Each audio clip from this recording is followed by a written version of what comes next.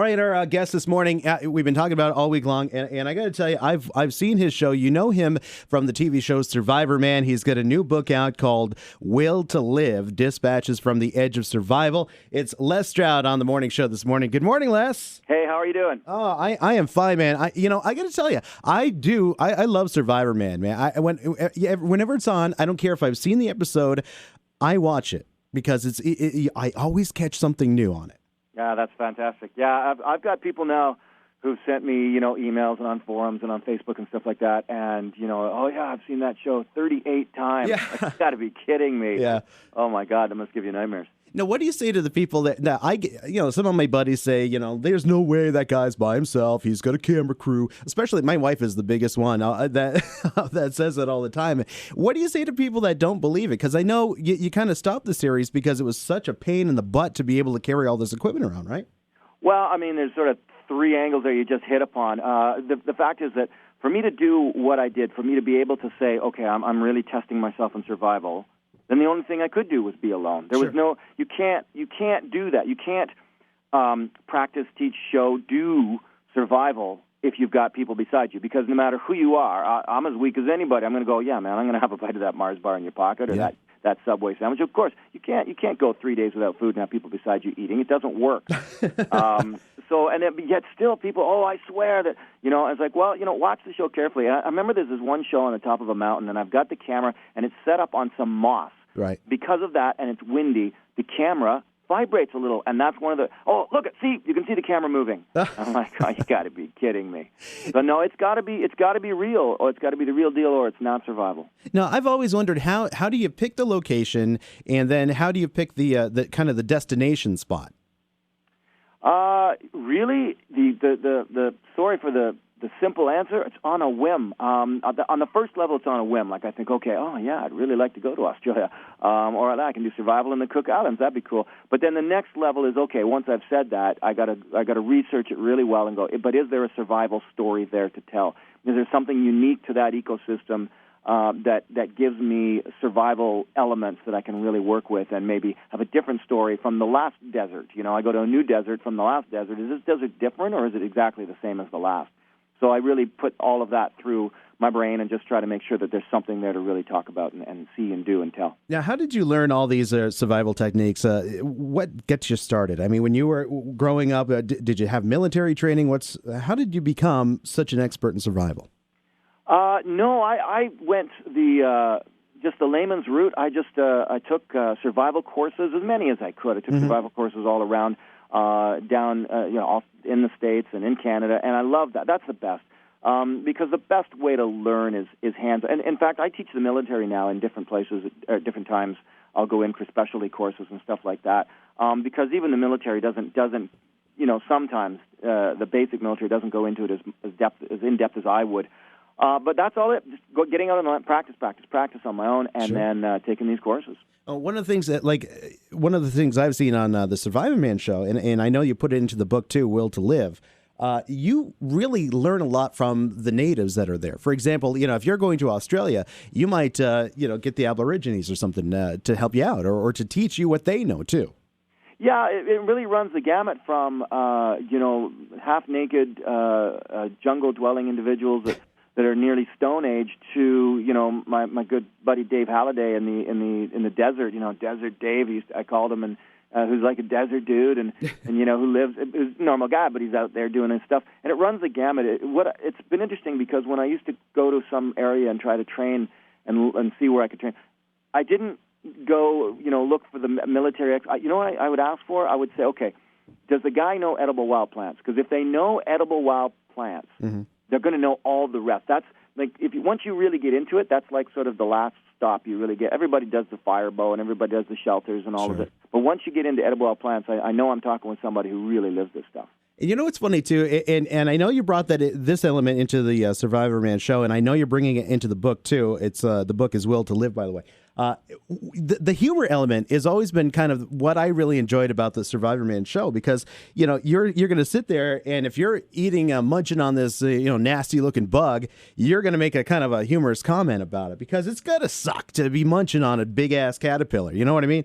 but at the same time, you add that little piece of humor. And I remember one episode, I think it was the Amazon or something like that. You got a hold of some interesting berries that made you a little loopy. Ah, yeah, you're talking about beetle nut, I think. There you go, the beetle nut. Yeah, well, yeah, I mean, we know that's all out there. There's certainly no shortage of mushrooms when you get to the West Coast and so on. Yeah, yeah, you know, and it kind of drives me a little nuts when I see, you know, all of the copycat shows that have come out after I brought Survivorman on air.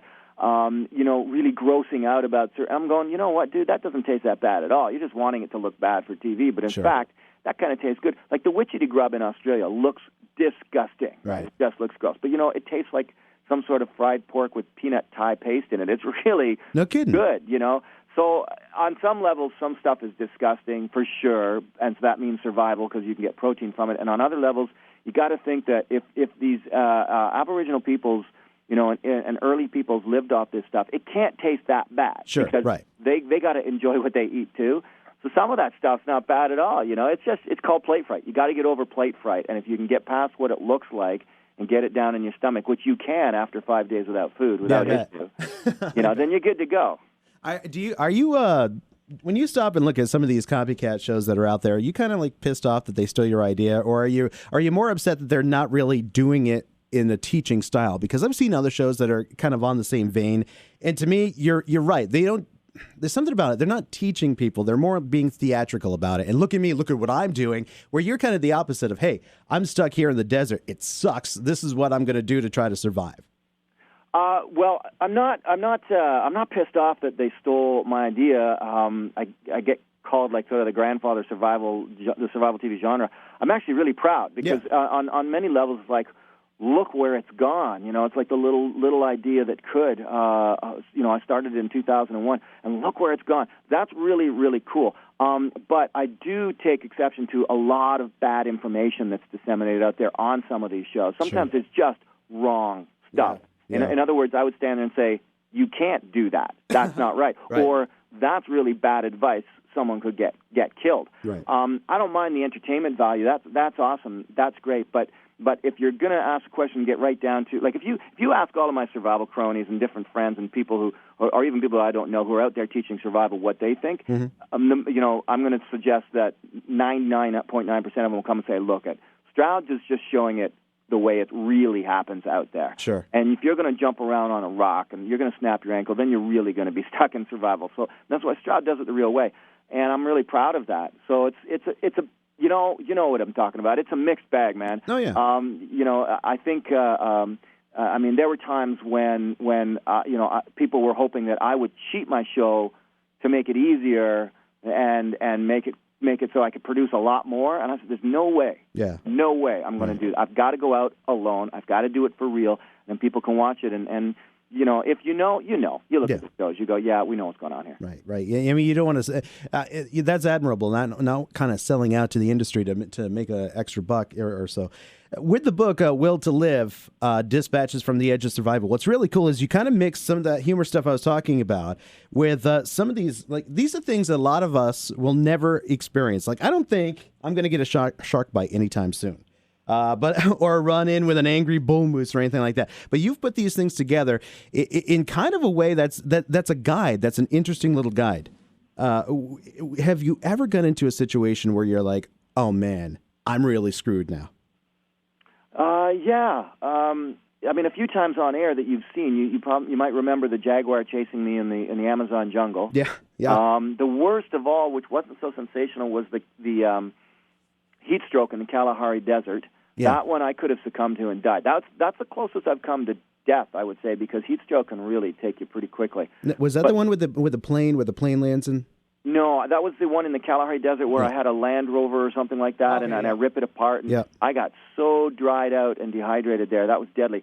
But the most sensational wasn't for television, but it was for survival and teaching a course, and I got treed by a 1,500-pound angry bull moose in the rutting season with a full rack of antlers, and that's the most scared I've ever been. I was up in that tree shaking and looking for an opportunity to jump down. I ended up running for many hundreds of yards while he chased me through the bush, and I ended up jumping in the lake in the late fall to swim to get away from it. That was pretty freaky. Yeah, you could be tired and hungry. You're going to find that energy real quick when that's chasing you, though.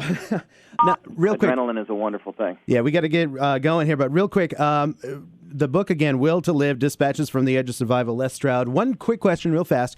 When you are in those situations, do you have any kind of communication for extreme emergencies?